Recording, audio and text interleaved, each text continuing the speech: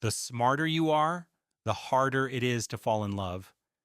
Thinking too intelligently while searching for the truth makes you realistic. But love is a feeling. It's not because your feelings are lacking, but because your mind won't let you feel without analyzing first. You meet someone, a spark ignites. But before you can enjoy it, your brain has already started investigating. Instead of living in the moment and trying to like the person in front of you, you get tired of the details and struggle with analyzing them. You notice inconsistencies in their story. You calculate the compatibility percentage. You project the relationship 5 years into the future and identify 17 potential points of failure. By the time you finish thinking, the moment has already passed and you are alone again, not because love rejected you, but because you rejected it before it even began. Because you are focused on the virtual moments you could have had, not the real moment you are experiencing. Highly intelligent people often believe that their minds are their greatest assets. This is true in most areas of life. But in love, the tool that solves problems becomes the problem itself. The analytical mind that builds careers and solves complexities turns into a saboteur when faced with something that cannot be solved, only felt.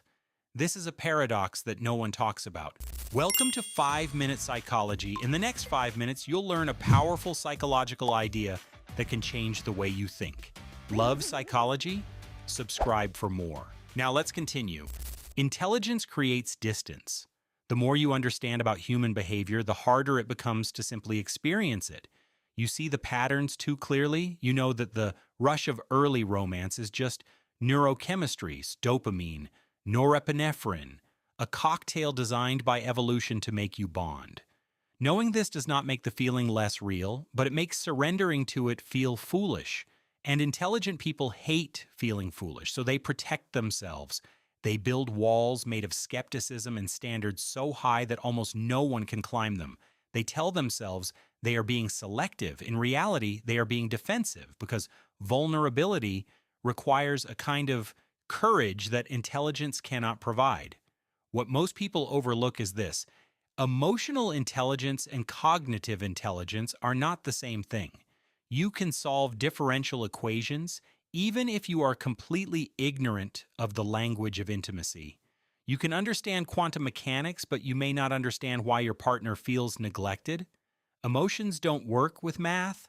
The skills that make you successful in intellectual areas don't automatically transfer to emotional ones. Intelligent people often communicate through ideas rather than feelings. They want to debate, argue, analyze, but love doesn't work that way.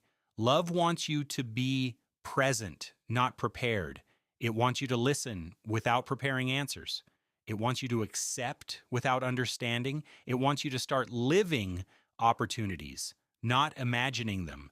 And for a mind accustomed to understanding everything, accepting without understanding feels like failure. There is another trap: the search for the perfect match. Intelligent people often believe that somewhere out there exists another mind that will fit theirs precisely, someone who shares their obscure interests, matches their intellectual depth, and stimulates them endlessly. This person becomes a fantasy that prevents real connection because real people are inconsistent. They have gaps, they disappoint, and an intelligent mind trained to spot flaws spots them immediately, then uses them as reasons to leave. The loneliness that follows is particular. It is not the loneliness of having no one. It is the loneliness of being surrounded by people who do not understand you. Intelligent people often report feeling like outsiders in their own lives. They smile at jokes they find simple. They join shallow conversations. And while others manage this effortlessly, they wonder why connecting is so difficult. But there is a truth that intelligence alone cannot reveal. Love is not a problem to be solved. It is an experience to surrender to.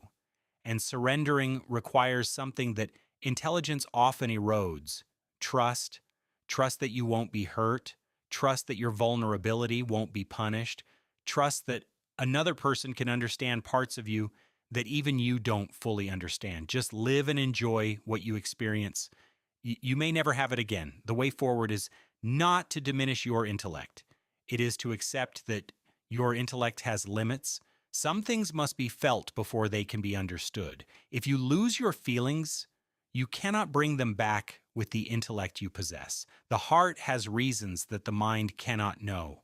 Highly intelligent people struggle with love, not because they are broken. They struggle because they use the wrong tool for the task.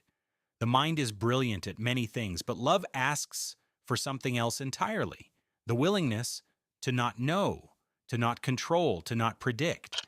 And perhaps that is the most intelligent thing you can learn: when to stop thinking and simply let yourself feel.